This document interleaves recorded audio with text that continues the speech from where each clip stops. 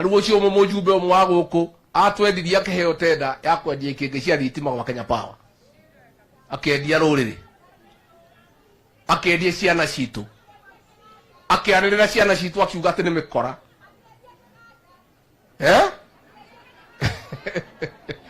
Oguo nĩ mwĩre atĩrĩrĩ, mũtino ũrĩa mũnene twĩna guo ta nyũmba ya Gĩkũyũ na Mũmbi nĩ atĩ twathurire kunda ngũtũme cia William Ruto. Tũkũnia andũ a kwendia rũrĩrĩ nda yao, na hau nĩho andũ aitũ ona tũgĩcenjagia atongoria aya angĩ, hau nĩho ndamũthaitha mũkandeithia twĩkĩre kabirũ mũndũ tũmũchunguze wega. Nyina nũ nĩ wa Ngiru ndikano wachwa, ithe nĩ wa CMA kana wa njama ya Rume, nĩ arĩ karekondi ga gũkunyanĩra mũrũ wa nyina, tondũ hau nĩho tũragwĩrĩire. Na ambunge acio othe ti anyu gũtirĩra makamũrutĩra, acio nĩ ambunge a Ruto. Koguo rĩu mũmenye mũrĩ inyuiki na Ngai witũ, no kahinda kanini ka mĩaka ĩrĩ na nuthu twĩcarĩria atongoria ega, atongoria makũrũgamĩrĩra andũ, atongoria makũhe Wanjikũ gĩtĩo, atongoria makwenda andũ ao, nĩgetha kũhota gũikara kwagĩrĩire. Nikimalizia niseme, mimi naona historia inajirudia. History is repeating itself. Wale watu ya rika yangu, wale over 50 wanajua wakati ya Moi tulikuwa na shida. Moi akaharibu uchumi, akaharibu biashara za watu wetu, akafuta watu wetu kazi, akatuangaisha. Tukaanza kumkataa ndio atuangaishe, kwa sababu tumemkataa. Akatafuta kijana aunde kundi haramu ya kuja kunyanyasa akina mama. Hiyo kikundi ikaumiza wamama, ikaumiza watoto, ikaumiza wafanyabiashara, ikaletea kila mtu shida katika area hii.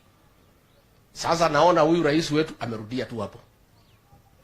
Ametuharibia uchumi, ametuharibia biashara, watu wamemkataa. Ndio atuangaishe, amefufua ile kikundi haramu ilikuwa nasumbua kina mama. Mimi nimwambie hiyo maneno ni mbaya, na watu ya area hii hawezi kubali. Na hiyo kikundi iliumiza watu wetu, na ukiilete watu wetu watakuchukia zaidi kuliko vile walikuwa wamekuchukia. Hiyo maneno tungetaka ikome, ni maneno ambaye hawezi kubalika katika eneo hili. Gire kia negetha digire hau negetha Wamunyoro Express muongo mkabila pronouncements, but Kibaki was very committed. In 2 years, President Kibaki became the most hated and the most unpopular person in Kenya. In 2005, 2 years after his election, the first time, 3 years, he brought a referendum.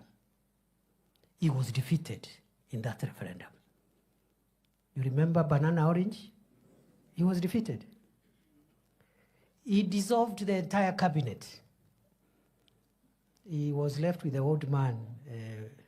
It's a Moody Award or something. Yeah. So what is happening around here is something that has happened before. And why President Kibaki and President Ruto? Ask yourself why. It is because any transformative leader who has an idea of what to do about key sectors that define a country's transformation, many times the decisions that leader has to make to transform the country are usually unpopular. They are not popular. Populist leaders make popular decisions. Okay? I'll give you an example. This universal health care that we are focused on implementing is not the invention of Kenya Kwanza. Professor Kithaka and the others, the scholars, will tell you, President Kibaki intended to bring universal health coverage when Charity Ngilu was minister. Aka-introduce the topic, siasa kama hii ikakuja, Kibaki retreated.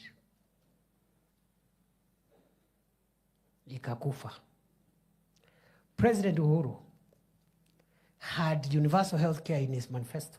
I'm part of the team that wrote that manifesto, the first term. Akaona it's very unpopular because you have to increase the levies that you're charging people and so forth. Akaikalia first term. He thought he can introduce it in second term when he's going home because he will not be looking for re-election. So in 2018, Aka announced the Big Four agenda. One of them was universal health coverage. Cecily Kariuki was the minister for health. Siasa ikakuja, Uhuru backtracked. I remember Uhuru asking us, sisi tuko na insurance? Kama watu wamekataa health insurance, sisi tuko na insurance?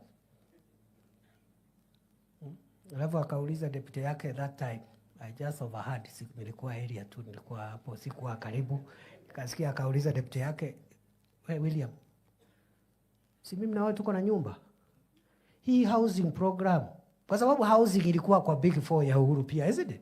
Si wewe uko na nyumba na mimi niko na nyumba. Hii manyumba ni ya nini, tuwache?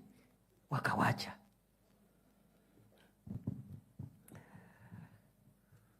Brothers and sisters, I'll shortly tell you what housing and what a health insurance for every Kenyan means to the economy and to household incomes in a short while. But before I do that, I want to say for the last 2 years, President Ruto has struggled with what we call macroeconomic stability. Macroeconomic stability means, for those who are not experts like myself, I'm not also an expert in the economy, but I have learned from the experts. Macroeconomic stability are the fundamental, foundational economic growth indicators that must be in place before you start now building the growth of the economy. One indicator is the strength. Yes, macroeconomic stability from Kithure Kindiki. That is the Deputy President of the Republic of Kenya trying to explain to Kenyans why we need Kenya Kwanza government up to this far. And of course, remember, we are still questioning. Welcome again to this broadcast, Afrique 24, your political discussion that happens here every day at 10 p.m. East African time. We are here as we are discussing about the post-AUC seat, whereby our very own candidate, Raila Odinga, lost to a Djibouti candidate during that AUC champion. And of course, we have seen how several leaders, they have responded to Raila Odinga exit from the AU seat, which was the only hope for the Kenyans. It was the only hope for Raila Odinga. But now he is out of AUC. Musa Faki, who is the outgoing chairman of the AUC now, is almost giving the job to the Djibouti guy. And of course, Raila is now at home. He has no job. President William Ruto has been campaigning, championing for Raila Odinga seat. And unfortunately, things could not add up. That is when Raila Odinga lost that seat to the Djibouti guy. Of course, several Kenyans have been giving their opinion. And personally, me as Boniface Kimanzi, I was really hurt because that really shows how this leadership needs someone who is very impressive, aggressive, like Raila Odinga. Raila has been championing for unity in Africa. He has been ensuring that we have unity we have democracy being practiced in these countries of Africa. And personally, when I saw those counts during the vote, then I was so shocked that Raila Odinga has lost to the Djibouti guy. And of course, they are saying that the Francophone countries that speak France are the ones that really voted for the Djibouti candidate, and that is when Raila Odinga lost. And after losing, Raila gave a press, and that press has been given a lot of comments. We have seen a lot of Kenyans reacting, a lot of presidents reacting, a lot of leaders in this country reacting. We saw Moses Kuria reacting. We have also seen several leaders, and also the president said that he was really disappointed. He was really disappointed after seeing Raila being defeated in that AUC seat. Kenya said that they did not believe that William Ruto can still lose, and this was the first time that William Ruto was losing, because they said that if you are being supported by Ruto, even our comments here, the likes of Awesome, we are saying that we mark that Raila has won this AU seat. And of course, there are a lot of Kenyans really questioned when will Raila Odinga win, and others are saying that it's high time Raila go back home and now relax. It's high time now Raila goes home, relax and enjoy. That is what some of the Kenyans are saying, that Raila, it's high time now you cool withdraw from Kenyan politics and now relax. At the age of 80 years, then you should also avoid politics. Do you believe Raila should go home or he should continue campaigning? Anafaa kuwe bado kwa serikali ama anafaa ende nyumbani? You can share your comments through the comment section there and tell us where you're following this great conversation. The comment section there is active. The link I've shared there. You can join the studio, and then we will have more when we are discussing all those. But of course, Raila aende nyumbani ama atulie? That is what you're asking. Aende nyumbani ama atulie? Hiyo ndio tunauliza hapa Africa 24. Because Miguna has responded. We have seen how several leaders are responding to this Raila exit, and they're saying that if Raila went to this seat alone, then he could have won it. But instead, the support from William Ruto maybe is the one that really contributed to that. Joined by Jeremiah. Karibu sana Jeremiah. Of course, alafu sasa uniambie, sahi Raila ametulia, wanasema Gachagua anataka wapatane na yeye, sijui wapatane na nani. Ruto pia unajua anaongopa Raila asiingie kwa serikali, hata msumbua 2027. Pia ukiangalia viongozi wengi najua wana prefer Raila. Wakenya wengi pia walikuwa wanataka Raila abaki ndio awasaidie kumdodoa ule William Ruto. Raila afanya nini? Kama ni wewe sasa, Raila afanya nini? Jasiaya afanya nini? Jarabondo. Yes, Bon. Raila ashikilie tu hapo hapo. He needs to cement his relationship with Ruto vizuri, asitingike, asukumane na Ruto up to 2027. What I'm hearing on the ground is that it's going to change from broad-based government to a coalition government in the next few weeks. Already vijana ma technocrats wako kwa drawing board, drawing the structure and the framework for the coalition government, and that is what we should brace for, and I like that. Akae hapo, tupatie Ruto another 5 years after 2027, and tusonge mbele na Kenya. 2027 tumpatie running mate kama Wajaluo, akitoka aendorse kijana yetu, iwe ni Babu Owino, iwe ni Raphael Tuju, iwe ni Orengo, iwe ni Baba, we don't care. Bora the running mate yake ni Jaluo. Na akitoka 2032 huyo mtu achukue, tuendelee na ushukani. It is high time that leadership in Kenya moved from Central Province for at least 2 decades. Kama ni mzuri, should even be 3 decades. That means Jaluo 10, Muluya 10, Mkisii 10. Alafu iende coast.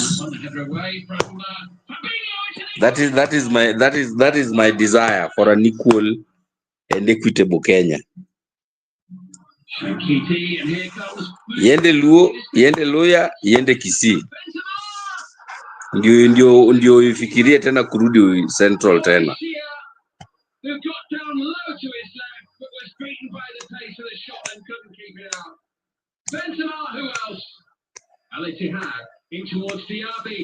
Sasa unasema Jerumani wanataka kumaanisha sasa Kenya itakuwa ya Wajaluo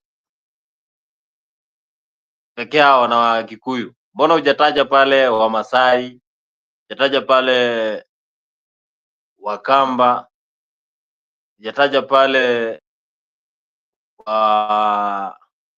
Wapokomo? Those ones can hold serious offices.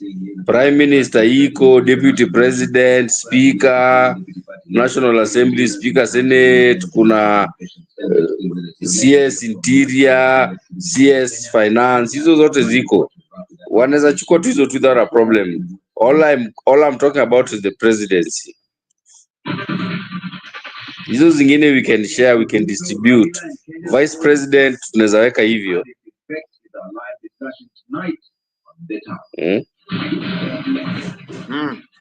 Nimeona wanasema Babu Owino, nimeona Babu Owino na nimeona Miguna anasema anataka kupitisha urais. Mtampatia? Ajaribu Canada. Kwa nini? Na huyo ni champion wa Wajaluo. Huyo ni champion wa Wajaluo bwana. Nani amesema? Anaongeanga sana na unajua anaongeanga ukweli. Anaweza kuwa rais mzuri sana. Hakuna siku. Not a single day. And I am finally released from pain. I'm ready to be there for those who need me. Try Panadol. Relief from strong pain. Am I live?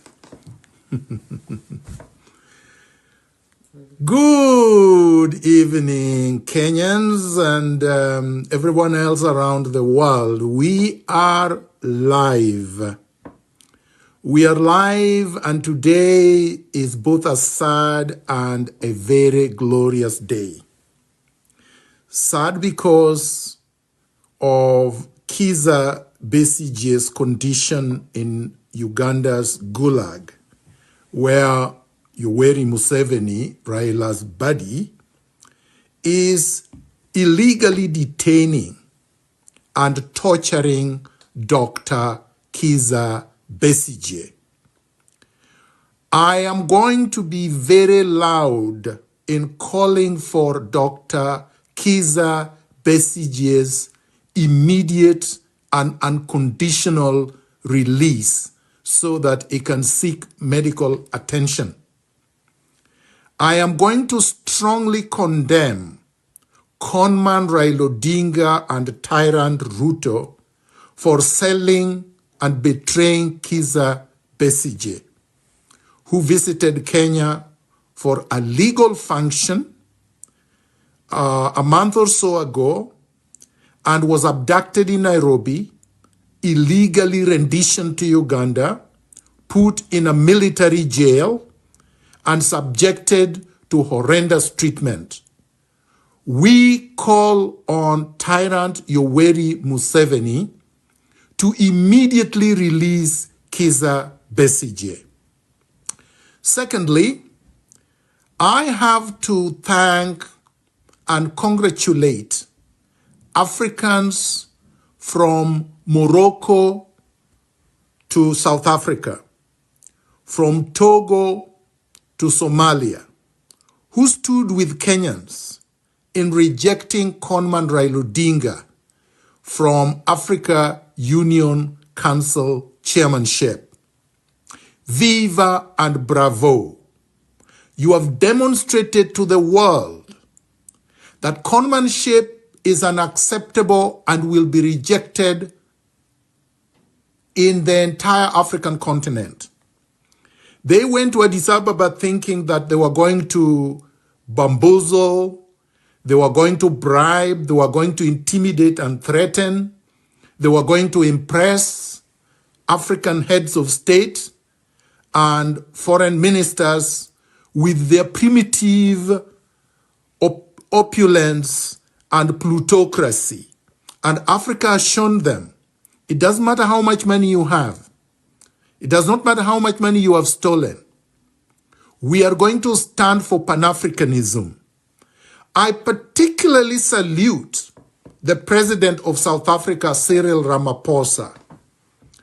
Cyril Ramaphosa, regardless of the inconsistencies and contradictions of the past, has demonstrated to the entire African continent that he's a true Pan-African hero. He took the Zionist, genocidal, racist, Israeli, brutal government to the International Court of Justice and subjected Netanyahu and his fellow fascists to justice. And they were indicted at the International Criminal Court. They were indicted by the International Court of Justice, and South Africa lay bare the horrendous genocide going on in Palestine. I want to salute the people of the Congo who have suffered since the CIA and the Western imperialist forces led by King Leopold of Belgium butchered one of the greatest African heroes, Patrice Lumumba, and since then have turned Congo into a death camp where they have murdered and massacred tens of millions of innocent Africans and plundered their resources. The gold, the diamonds, the uranium, and other precious metals.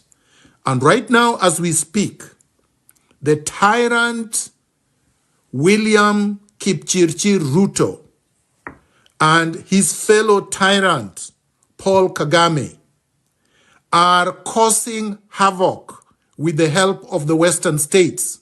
We must condemn what Ruto and company are doing in the Congo unreservedly. I condemn it unreservedly. I am also going to stand in solidarity with the suffering civilians of the Sudan. For more than 10 years now, in fact, for more than 30 years now, the Sudanese have known only blood, suffering after suffering after suffering, no freedom. The brave Sudanese stood a few years ago in a revolutionary transformative action and removed their military dictator. But instead of allowing the Sudanese to control their destiny, the West conspired with the military juntas and overthrew the civilian government. And since then, millions of Sudanese have been displaced, millions have been butchered, millions continue to suffer and starve. I stand in solidarity with the people of Somalia, who have known nothing but suffering, division, and civil war since the overthrow of the military dictatorship in the 1980s. Now, coming home to Kenya, let us dissect the meaning of conman. That is Miguna when he was saying that he is very proud where the Kenyans are still making a lot of headlines. He is also supporting leaders who really came in numbers to reject Raila Odinga, saying that the president and his squad traveled to Addis Ababa, Ethiopia, as they wanted to impress other head of states from Africa continent so that they can vote for Raila Odinga when it comes to the AUC seat.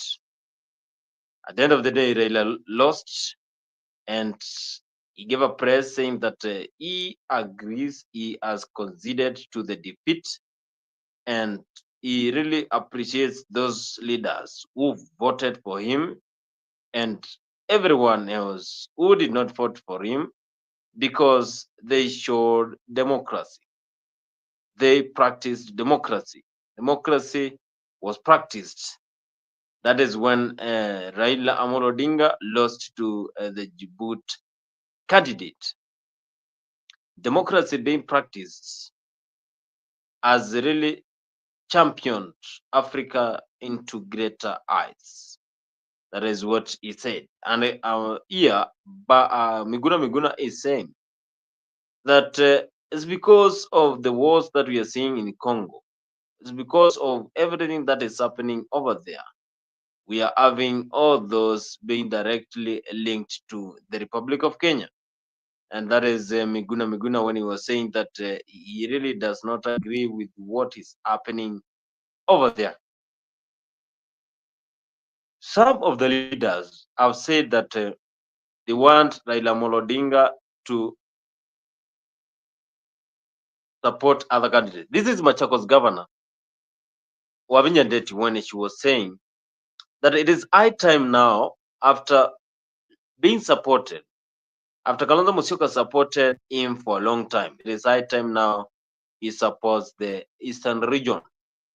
The Eastern region is now praying that Raila Odinga will have them and support them during the 2027 general election, because Kambas have really supported him. That is what Wavinya Ndeti was saying. That is Machakos governor during a press conference.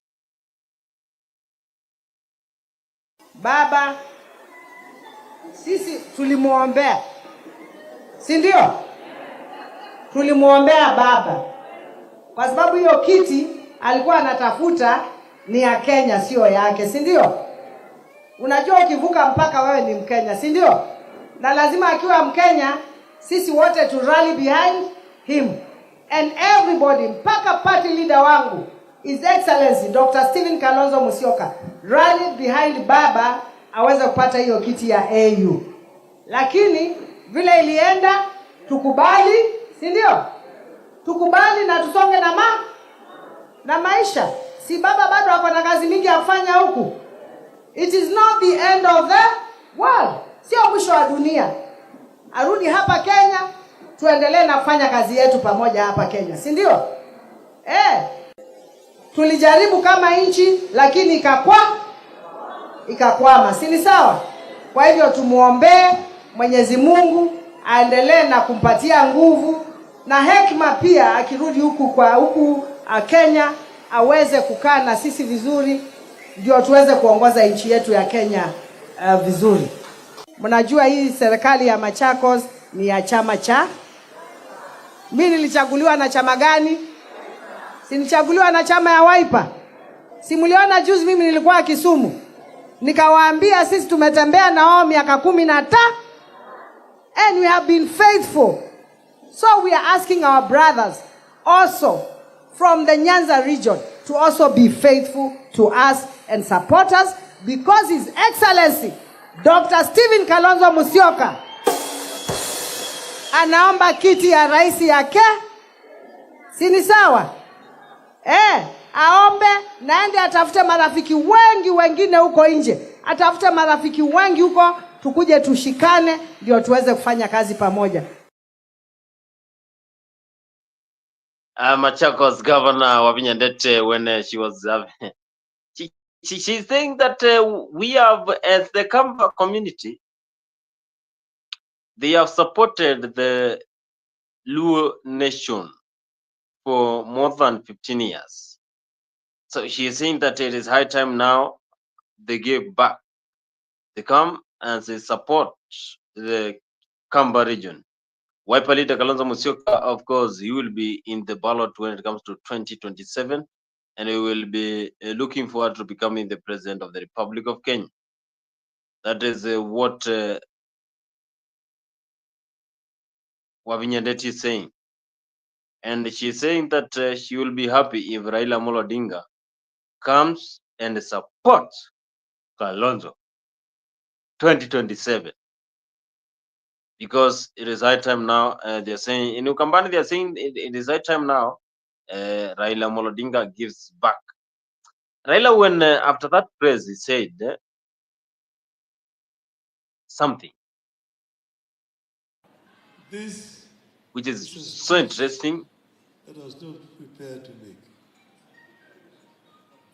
I was not prepared to make this speech, and therefore I'm very reluctant. But I want to begin by thanking all of you. You made me so proud.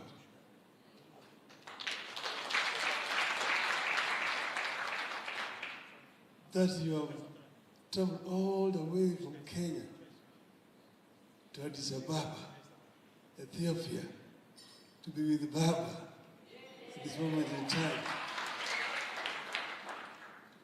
It is something. I saw some of our people from Mandera, our chairman of Mandera Nuskilo, is still around.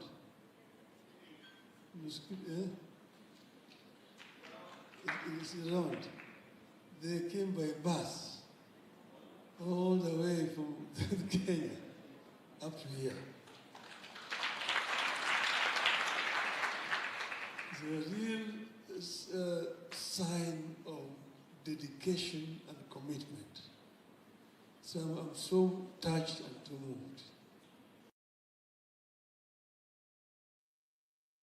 He was thanking Kenyans who really made their time.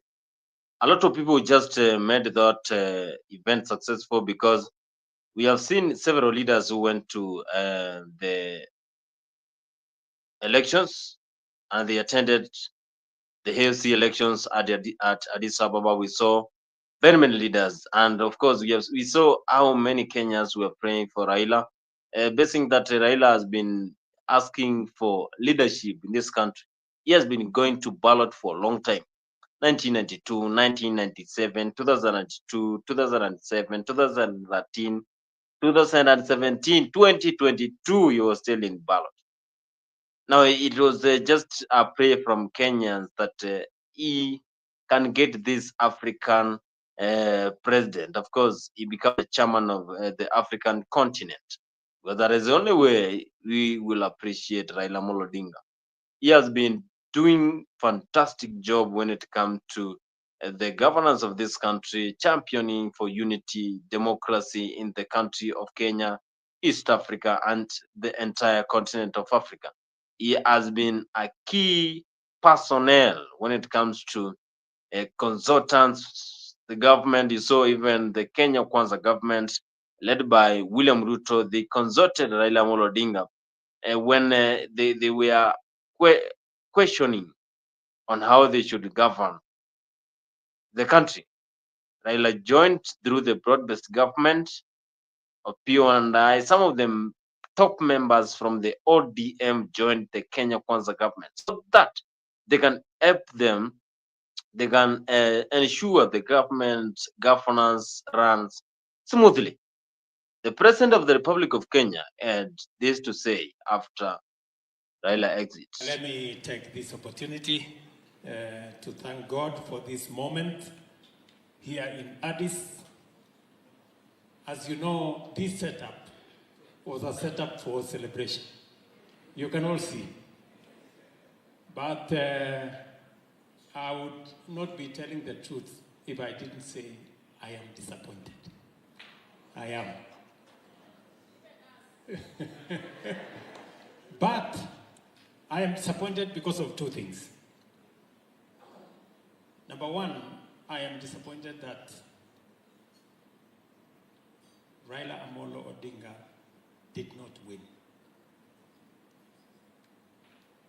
because he was the best candidate.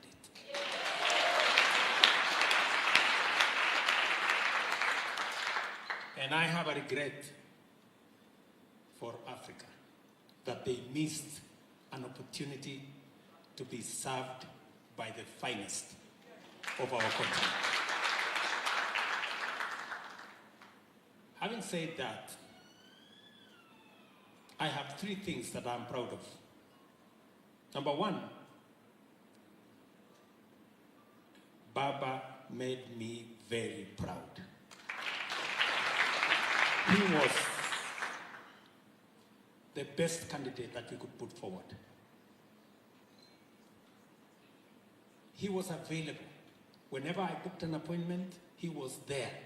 Whenever he had to travel, he was there. Whenever it was early morning or late evening, he was present.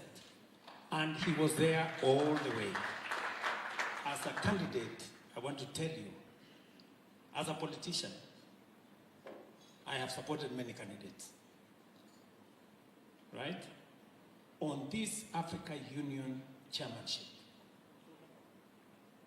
Tinga, Baba exceeded all expectations.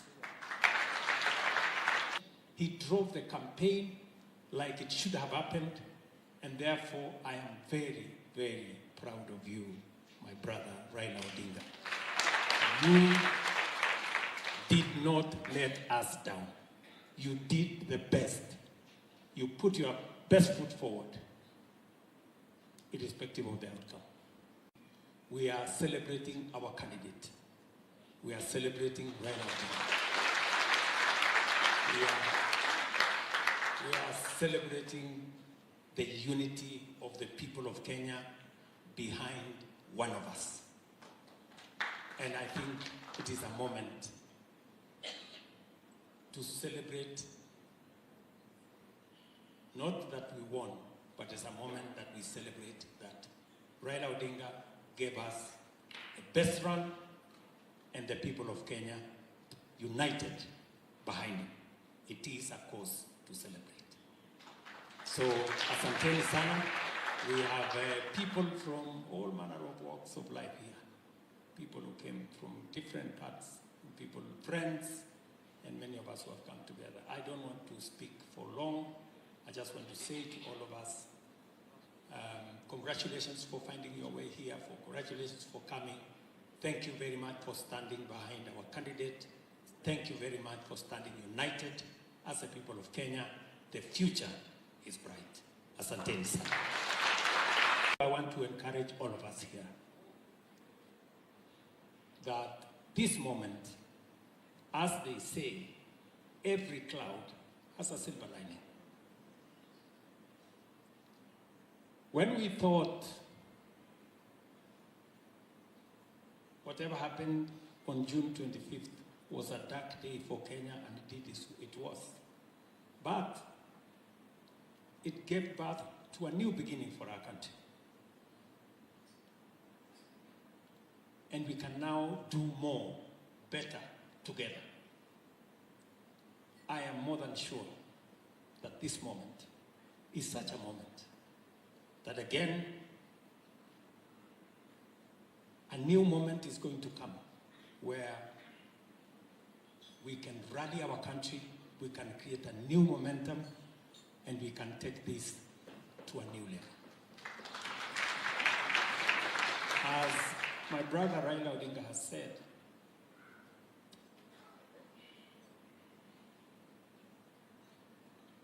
when he announced that he wanted to run for the Africa Union Commission, I told him I am going to support him. It was not about politics. It was not about 2022 or 2027.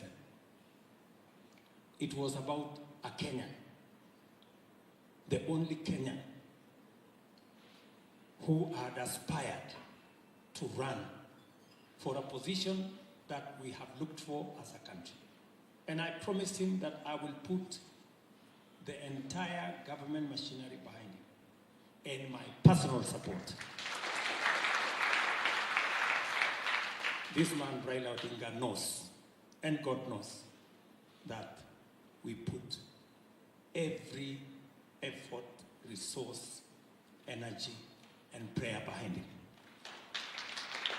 And I want to say that Raila Odinga did not disappoint. He did the best. He met everybody that needed to be met. He spoke to everybody that needed to be spoken to. He did a fantastic job on the debate. And in fact, even the naysayers agreed that he came out better than the others in the debate. True or not true? So we are in a good moment. As he says, we will walk with our heads high up as we go back home to continue the journey of consolidating our country, our progress, and making sure that we drive into the future united and together.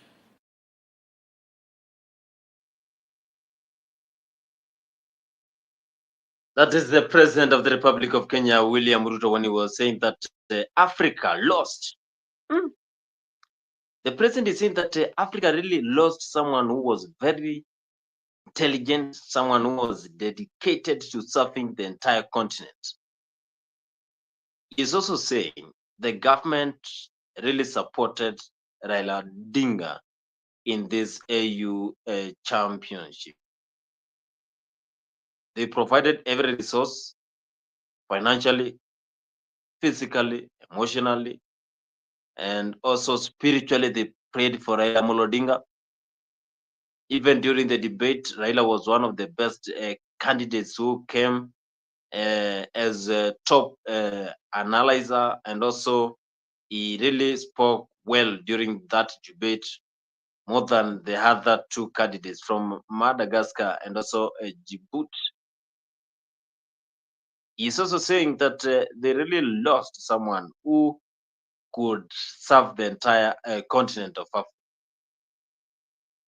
The setting that they were having that discussion, the president is saying that it was made now, the setting was made for people to come and celebrate.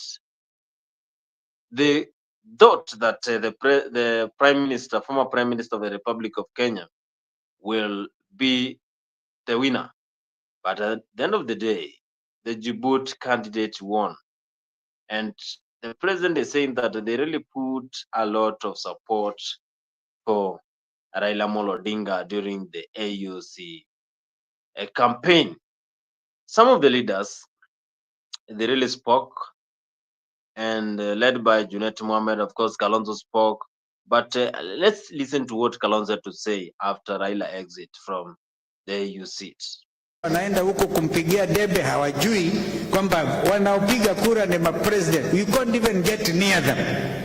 Why are you going there? Who is going to get there? Yani huwezi kufika. Mkiangalia Raila alipatiwa lift na Ruto kwenda kwa Mandela kwa AIC headquarters. I mean AU headquarters. Kumbi ambayo inajulikana kama Mandela. I have worked in that area. In that space, I was the chairman of the AU Candidatures Committee for 2 terms. And I knew how you get there. You must obtain 2/3, round 1, round 2. I think they were generous. In fact, at round 4, unless they have amended the rules, what should have happened is the chairman, now President of Angola, should have called off the election. Nobody has raised 2/3 majority, and the current chair angeendelea kwa mamlaka until wanaitisha uchaguzi mwingine. But I think the heads decided we must have a leader, wakaendelea na hiyo maneno. Kwa hivyo jambo hili tusifurahie, liko na aibu, limeleta aibu kwa sura ya nchi ya Kenya. And I place the blame squarely on Raila Odinga, on Mheshimiwa William Samoei Ruto, who was a chief campaigner. Alikuwa na nia yake nyingine, pengine kwamba akimsukuma Raila basi atakuwa na easier time. He didn't know it was going to be very difficult. Na pia ikumbukwe vijana wa Gen Z wako na ability ya kulobby, and they lobby directly. This is the other main reason, and I agree with Mheshimiwa Mulungi, the main reason nyingine ndio hiyo. Wewe, Raila was not Raila. He was a candidate of a country called the Republic of Kenya. Sasa watu wanaangalia ile bendera ya Kenya inabebwa pale, ni the same bendera watoto walikuwa wanabeba na chupa ya maji na simu kufanya valid demonstrations na wakauawa, and no explanation. So anasema huyu ni yule rais aliua watoto, ndiye amepresent candidate hapa. These young Kenyans have ability to lobby anybody anywhere, and they lobbied heads of state. Kwa hivyo wanasema nchi ambayo inaua watoto, nchi ambayo inafanya abductions, kwamba hiyo ni mbaya sana. Afadhali ile detention without trial because your papers used to be signed, umewekwa ndani. Abduction umewekwa ndani ya Sumbaru, hujui uko wapi, and then eventually tukapata wengine wameuawa. Yesterday I said in Kabah, Ruto one time aliangalia retired Inspector General Mutiambai, who was with us at this funeral yesterday. Akasema Mutiambai was the most useless Inspector General the world has ever known. And I said, Mutiambai, you are sitting here. He was in Kabah. Mutiambai huyu ako preside of abduction ya watoto. Yule alichukua from Mutiambai ni Kome had to be forced to resign. Yule sasa anafuatilia huyo anaitwa nani? Kanja. Afadhali Mutiambai ako preside of abduction, hakuua watu. So now the question is, who is the most useless? IG. Who is the most useless?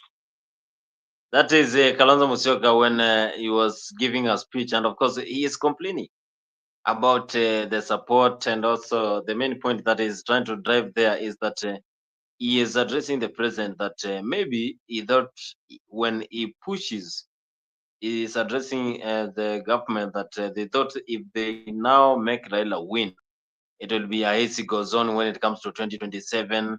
They're going to clinch a very easy win in 2027. That is generally what they thought, and they really expressed their feelings when Raila lost. A lot of people, a lot of leaders, you also saw our members of parliament, the likes of governors, Abdullah Nasir, Babu Wino was there. Also, they were accompanied by Langata Member of Parliament, Jalango was there, Kasmuel Makore was also present.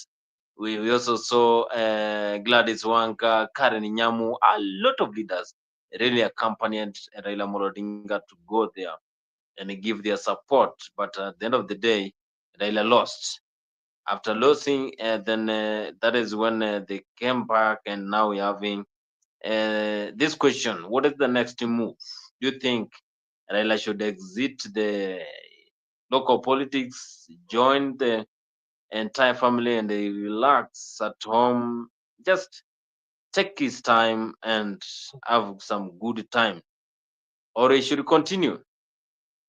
You can also share your comment section there. And I remember, if you're following us here for the first time, remember this is a Freak 24 political discussion, and we're having this discussion here as we continue to analyze the post AUZ elections where Raila Odinga lost, and he lost to Djibouti, who won as the next chairman of the African continent.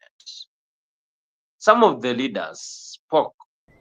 Of the three candidates on the ballot, Kenya's Raila Odinga emerged as the front-runner in the first 2 rounds of voting. However, after 6 rounds, and in a spirit of Pan-African unity, he chose to step down, recognizing that after 7 rounds without an outright winner, one securing at least 2/3 of the votes, the election was likely to be deferred, possibly to the next summit. This decision echoes the precedent set in 2012 when a similar election between Jinping and Nkosazana Dlamini Zuma had to be postponed from January to July due to the absence of a decisive outcome. As a true Pan-Africanist, Raila Odinga once again put the interest of the continent before personal ambition, demonstrating statesmanship and unwavering commitment to African unity and progress. As His Excellency Odinga affirmed during the prayer meeting on February 10, 2025, this election was never about individual victory, but about Africa's collective success, win or loss.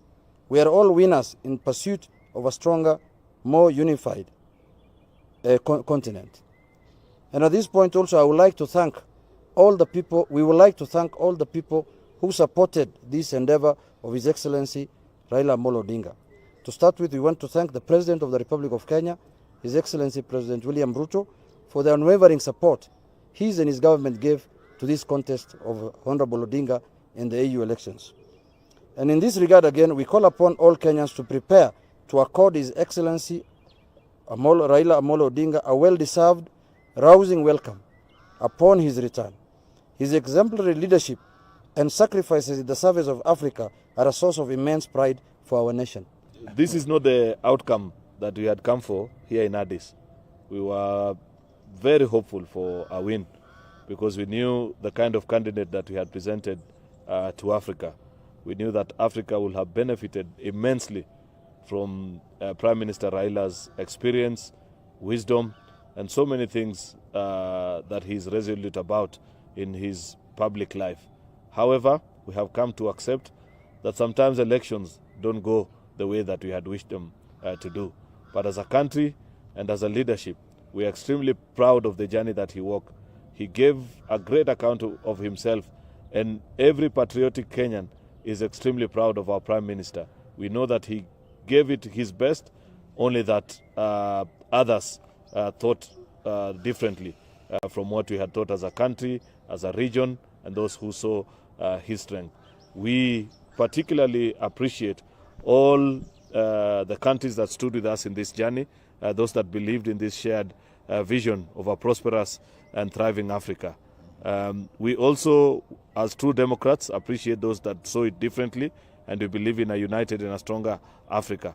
We believe that the Prime Minister cannot be short of things to do, given his age-old experience and passion for a better Kenya. So we welcome him home with so much pride, exuberance. We urge all Kenyans to celebrate and grant him a rousing welcome as he returns back home. We want to say we are very proud of His Excellency Honorable Raila Odinga for the effort he put and for coming on very strong for this position. Even though it didn't go in the way that we had intended, we are still very proud of Baba. And we know that Baba still has a lot to offer in Africa and beyond. And so we just say congratulations, Baba.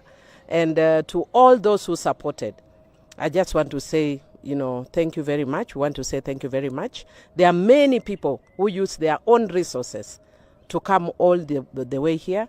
People came in buses, people came by air, people came by all means. People pulled cars together to come. We just want to say thank you, and Baba is extremely loved. I do not think that the loss that Baba withdrew at the 6th round in any way affects the broad-based arrangement. And I foresee in Kenya the union between ODM, UDA, and other parties getting even stronger. And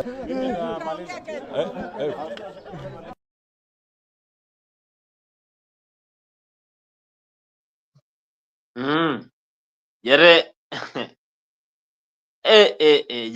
Jere leo umeona ulitoroka kwanza wakati nilikuwa nacheza hiyo clip ya Miguna. Sijui kama ulisikia. Nilikuwa na mgeni, I was handling some business. Nilikuwa na mgeni alikuwa ameingia kwa nyumba. Sikusikia hiyo. Sasa umeona au viongozi vile wanasema like sasa wao wako na furaha. Yaani wanaongea ni kama baba amewin, ati congratulations. Do you think that watu wamekuwa kichezea baba yani? Wanachezea baba tu, wanamtumia kama kitu ya kuwafanya happy. Idol, wanamtumia kama chombo. Baba won.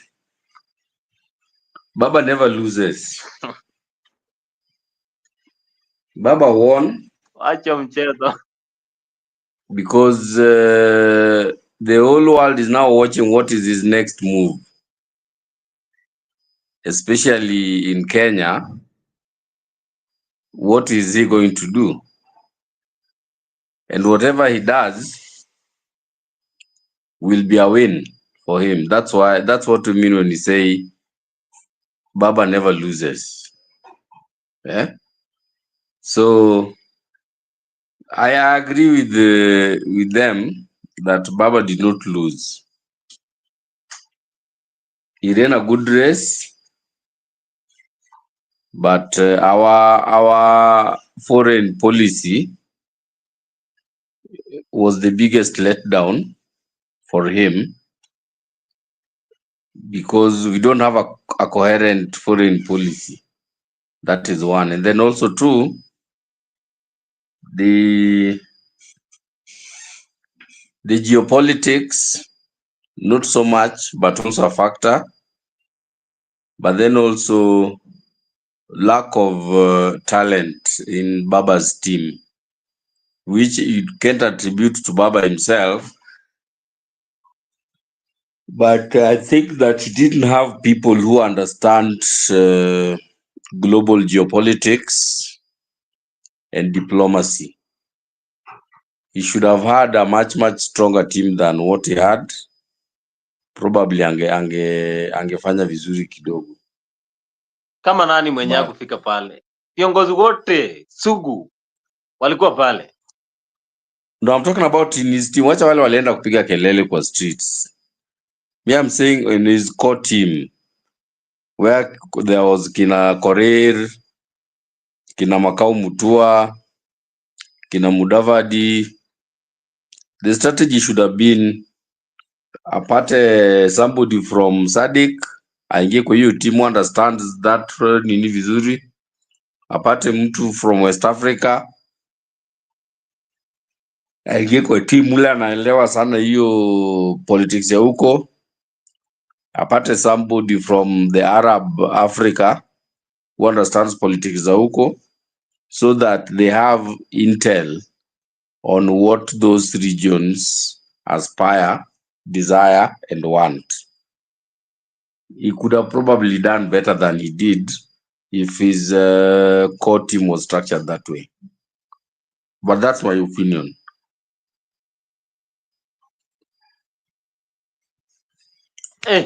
Unasema Jeremiah, unasema Raila hakupoteza. Huku sasa ni marais walikuwa wanapiga, si eti ni wa Kenya. Hakuna mtu anaweza iba kura huko. He did not lose.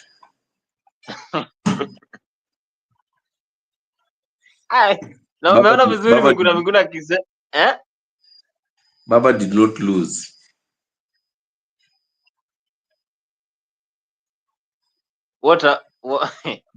So walimcheza. That's like I was explaining. Our national foreign policy let us down. The structures around Baba as a candidate was weak. And then also geopolitics played a very big key in that. Lakini pia So Omondi pia si walikuwa nasema Ruto huwa apotezi. Ruto ni mafia, huwa apotezi kwa kampeni zake. but you see, Ruto wasn't running. Alikuwa anampatia support, alikuwa anaongea na marais, anaenda huko West Africa, North Africa, South Africa. Ingekuwa yeye angeenda, because we could have lied to them. Umeona ile cartoon nimesema, anaambia Raila, ambia watu tutatengeneza barabara kutoka Cairo ifike Accra, iende mpaka Addis Ababa, irudi mpaka Bujumbura, iende Cape Town, irudi mpaka Nairobi, ifike mpaka hapa Addis Ababa. Uliona hiyo? Yes, if it was him running, he would have done that. But you see, Baba doesn't lie.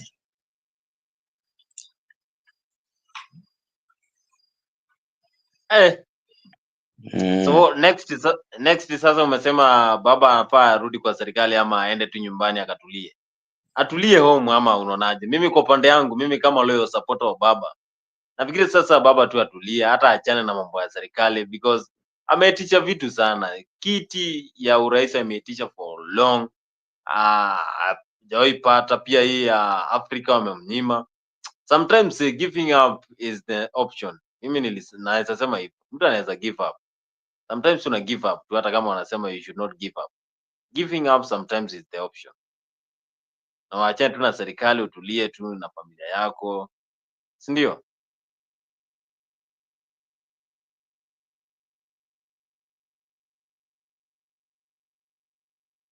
Unaona aje hapo?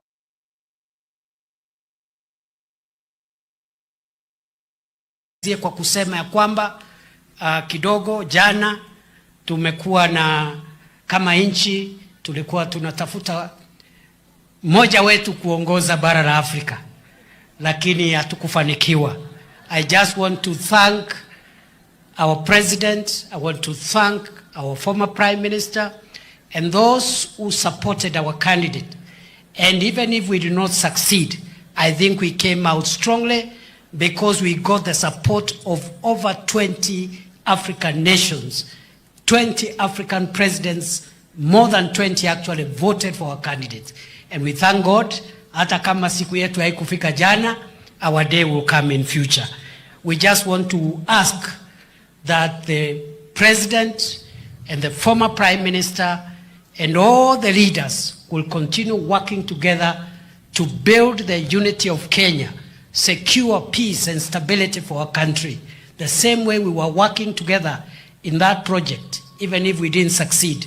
I pray going forward that the president, the retired prime minister, and all leaders, present and past, will work for national unity so that we can move the development of our country to the next level. Mimi nawashukuru sana. Ngacho kantugu wengetu aliendeto cha maendeleo tibu.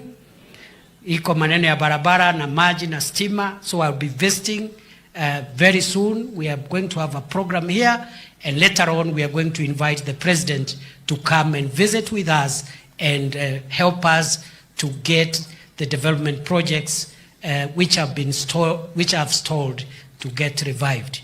Ingotome inankethi retired Reverend Daniel Kindike kujukia nkethi chake.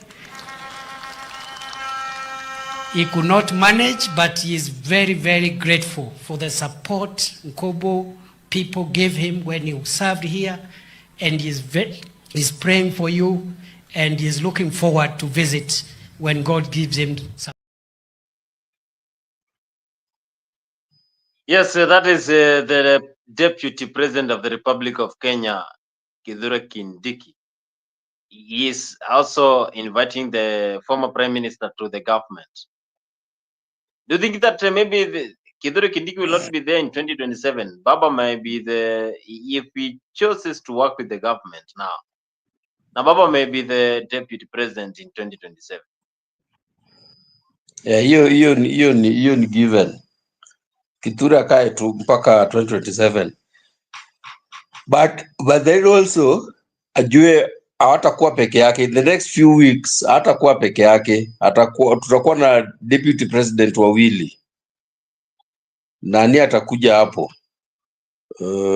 Anaitwa nani? Joho, second Afanye vice nini tena? president. Second vice president. Kwa nini? Si tunaingia government, coalition government. Si mambo ya broad based government ya, tunaingia coalition government. So coalition government means 50-50. Ni president peke yake ndio tunakuwa na moja. Prime minister moja, nini wanaitwa nani, deputies wake wawili.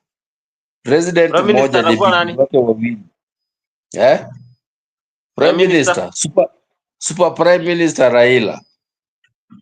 Ai! Yes. Na Mudavadi hiyo pande ingine.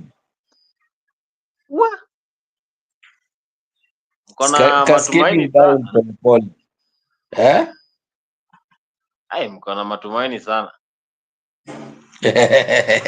See what? See, I told you guys kitambo hapa hii show that Raila wasn't going to win. See, I told you that way before. Kitambo sana last year. Si ndio hii? Nakwambia ngojea government, coalition government inakuja hapa mbele. Ati awesome. Karibu sana TV. This is Africa 24. Awesome, kwanza uliniambia mambo yangu itakuwa sawa na sijaona. Anasema the reason why Raila lost was because of the southern African countries who are jealous about Kenya. We are ahead economically and also politically, and that's the nature with Africans, and that's why we can't solve a small issue of the Democratic Republic of Congo. That is in the comment section there. Awesome is saying that there is a reshuffle coming soon. The central region will stay in the cold until 2032. Ukweli, Jeremiah, kuna reshuffle?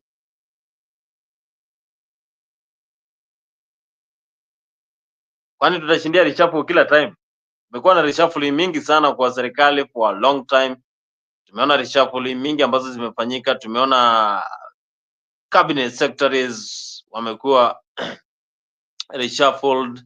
Tumeona pia Gachagua ameondolewa pale akadondoka katika kiti cha naibu wa rais. Tumeona watu wengi sana. Kulikuwa na fununu ya kwamba wale PS ama principal secretaries pia watakuwa wanaondolewa. Jeremiah, unafikiri pia tena kutakuwa na reshuffling tena? Awesome wanasema hivi pale pa comment section ati kwani tutashinda hivyo mpaka 2027 na tumekuwa na mingi sana. Reshuffle inakuja. Kwamba serikali imeshindwa na kazi ama? See, I've just told you that tunaingia coalition government, not broad-based government. Tunaingia coalition government. And like I just told you, inamaanisha president moja, deputy president wawili, super prime minister moja, deputy prime ministers wawili, and then cabinet has to be reorganized. Parliamentary committees have to be reorganized. And then the issue of majority and minority kwa parliament inakuwa sorted once and for all. And for once, Raila tatulia for the next 3 years mpaka 2027. Akae tu hapa, ataambiwa mzee, we relax bwana, what do you want? What do you need? Aweke kwa hiyo jikoni, aweke at the warmest corner of the kitchen. Ambayo just relax. Wewe usio hata inzi kikuangukia, weka tunakujia hiyo inzi na GSU. relax, na apewe pesa vilivyo, na apewe powers vilivyo, na international event za Kenya anatumwa. If a president is coming into Kenya, yeye anamlaki. Kama Kenya inatakana mahali, anaenda na represent Kenya. Hiyo umeweka baba kwa utamu yake. Atakaa hapo mpaka 2027, and that is what I want, so that the presidency irudi where it is sahi. 2027 Ruto arudi,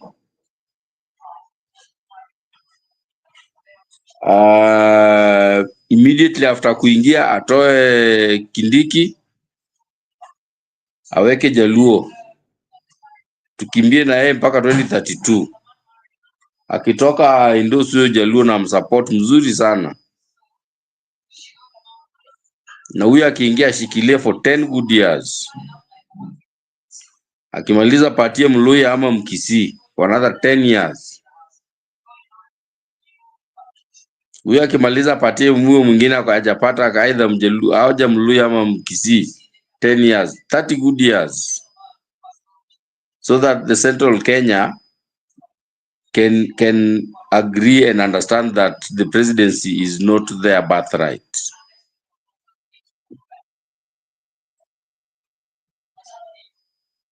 That is what that is my position, and I will take that as my final submission, so that I can go sleep. I have a long morning tomorrow morning. Asante sana Jeremiah. Ni mtu wangu sana, utakuwa ndakutumia link hapo, utakuwa naingia kwa show. Asante sana, na you have a good night over there, and that is a nice submission. Asante sana. So we having this discussion here, and of course remember this is Africa 24. If you are joining us here for the first time, remember to subscribe to our YouTube channel Africa 24, and you'll get a lot of news over there. We always here live every 10 p.m. East African time, and trying to discuss some of the political happenings in this country. We are here to mold, we are here to make Kenya a better nation, so that we can move from a poor country to match with those developed countries. And also we are trying to match the vision 2030. Now we have few years to 2030. Will be ready for the vision 2030. Remember Africa 24 in social media platforms, YouTube, Facebook, Instagram, X, Africa 24, and make sure you always have a date with us here every day at 10 p.m. as we discuss more about sports and also athletics. Here we discuss everything, but politics is our daily bread. Now we are asking, what is the next step of Raila Odinga after the AUC exit, whereby he lost to the Djibouti candidate? What is the next step? That is what my good friend Jeremiah is saying, that we might have the coalition government very soon. We might have 2 deputy presidents, and also the office of the prime minister might be created. That is from my good friend Jeremiah Omondi, when he was giving his final submission here. And of course, Africa 24 political discussions is here to make Kenya a better nation.